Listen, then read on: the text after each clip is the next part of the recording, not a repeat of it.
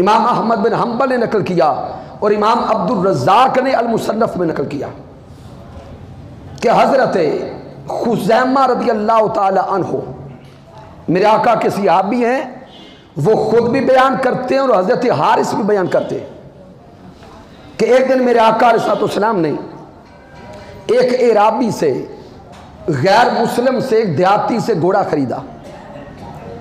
मेरे आका बाजार की तरफ गए, वहाँ पे कोई घोड़ा बेचने वाला था।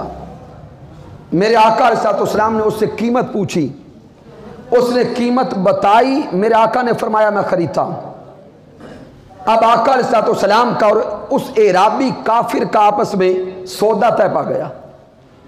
मेरे आका ने फरमाया कि यहाँ रकम मेरे पास नहीं है, मैं आगे चलता हूँ, तुम पीछे लेकर आओ, मेरे घर तक आओ, मैं रकम अदा करता हूँ, घोड़ा ले लेता हूँ।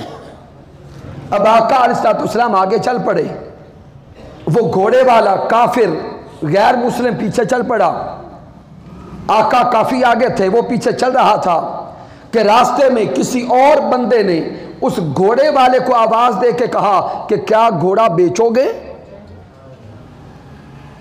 उसने कहा हाँ बेचता हूं। अब उस आवाज देने वाले ने पूछा कितने का बेचते हो? तो उस एराबी ने जिस रकम पे आका से सौदा हुआ था उससे दुगना रकम उसको बताई।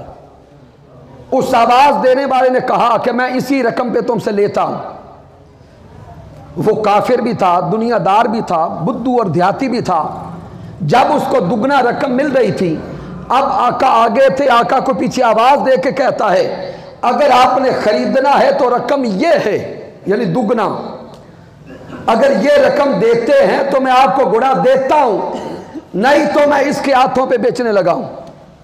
मेरे आका उसके जुमले सुन के रुक गए। प्यारे आका अलैहिस्सलाम रुक गए। मेरे आका अलैहिस्सलाम ने फरमाया भाई तेरा मेरा तो सौदा तय पा चुका, अब तू सौदे पर सौदा बोले नहीं कर सकता, चूंकि बै पर बै नहीं होती। अब वो भी रुक गया, मेरे आका भी रुक गए।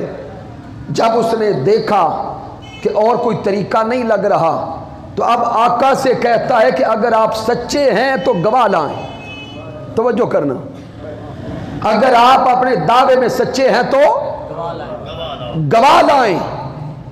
और उसको पता था कि जब हमारा मुआहिदा हुआ था तो तीसरा बंदा ही कोई नहीं था।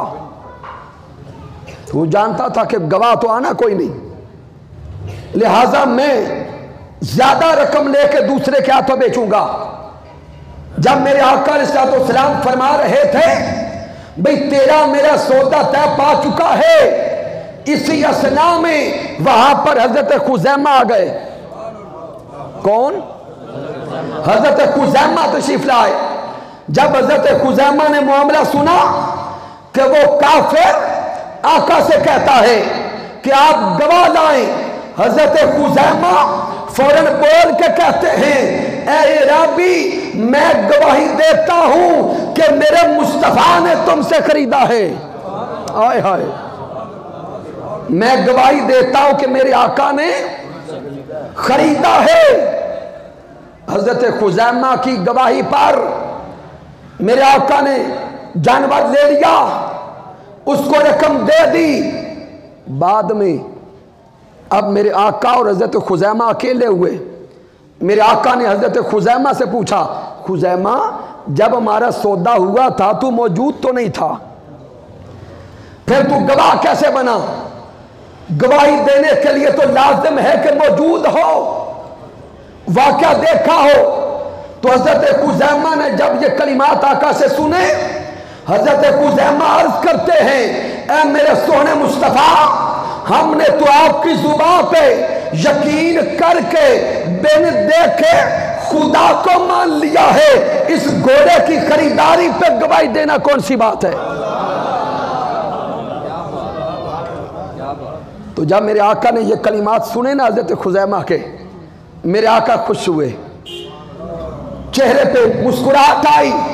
मेरे आका फरमाते हैं ऐ खुज़ैमा तूने आज मेरी खरीदारी पे गवाही दी है, मैं तुझे बशारत देता हूं और ये मुकाम देता हूं कि आज के बाद बाकी हर इंसान, हर मर्द की गवाही अकेले की बस एक की ही होगी, लेकिन खुज़ैमा तुझ अकेले की गवाही आज के बाद 2 के बराबर होगी।